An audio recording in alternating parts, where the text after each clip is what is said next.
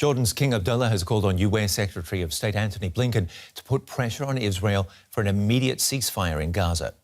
The two held talks in the Jordanian capital, Amman, on Sunday.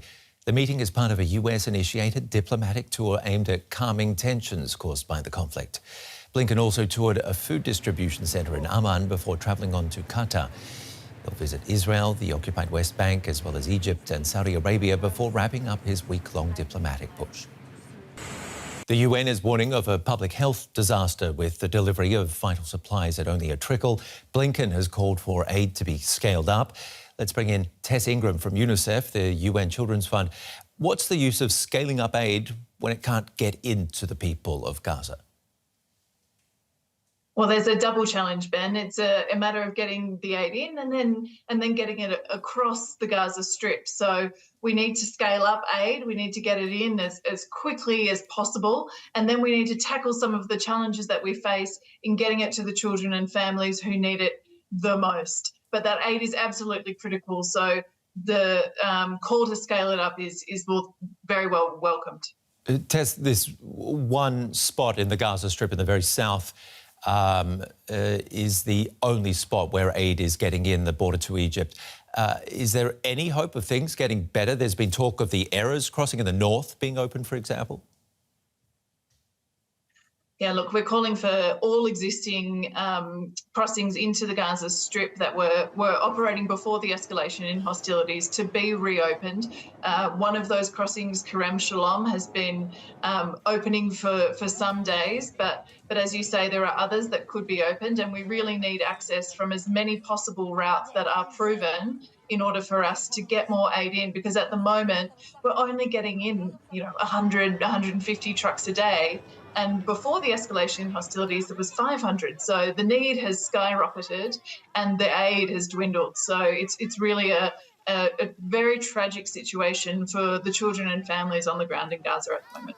I was going to say that aid needs to get to so many children who were over-proportionately affected in this war. Tell us more about the situation for them. Well, children make up about half of the population of Gaza. So as you say, they're being disproportionately affected by this conflict. There's, no safe space for a child in Gaza at the moment. There's bombs falling from the air and disease lurking around every corner. As we just heard in your report, there's no food, no safe water, no shelter. And so parents and families are really just exhausted by the sheer exertion of trying to survive every day. We're hearing accounts from families and children on the ground that they often go days without eating, and when they do, it's just a small amount of bread.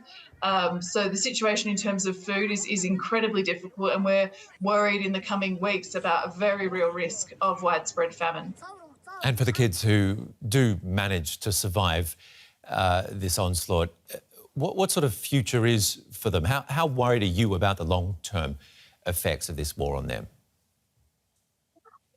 It's a tragedy beyond anyone's wildest imagination. And I think one of the things that we at UNICEF are trying to prepare for and get ahead of is the long-term mental health impacts. Obviously, these children will have, many of them, physical scars from this conflict, but others will have lost family, they will have lost their home, and endured ongoing fear for days and for weeks throughout these hostilities. So as UNICEF, we're not just there delivering aid, we're also providing support services to some of these children to meet them where they're at and help them process some of those emotions to try and reduce the long-term impact of the trauma that they're experiencing at the moment.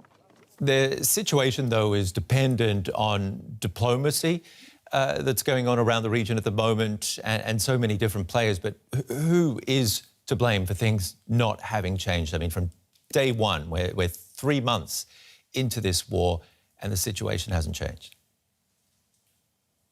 It is unfathomable that we're allowing this as a global community to continue. UNICEF has been calling for weeks now for an immediate and long-lasting humanitarian ceasefire, because we talk about aid and the changes that need to happen to get more aid in, and that's important, but a ceasefire really is the only way that we're going to be able to deliver enough aid to meet the need, get it around Gaza to the children and families that need it, and ultimately for the fighting to stop.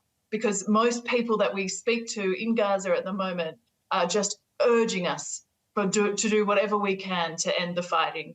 As a humanitarian aid agency, we can advocate to all parties and to all of the international community to do what everybody can to try and end the fighting, but it ultimately needs to come from outside. You heard it from UNICEF's Tess Ingram. Thank you very much for taking the time out today to speak to us here on DW News.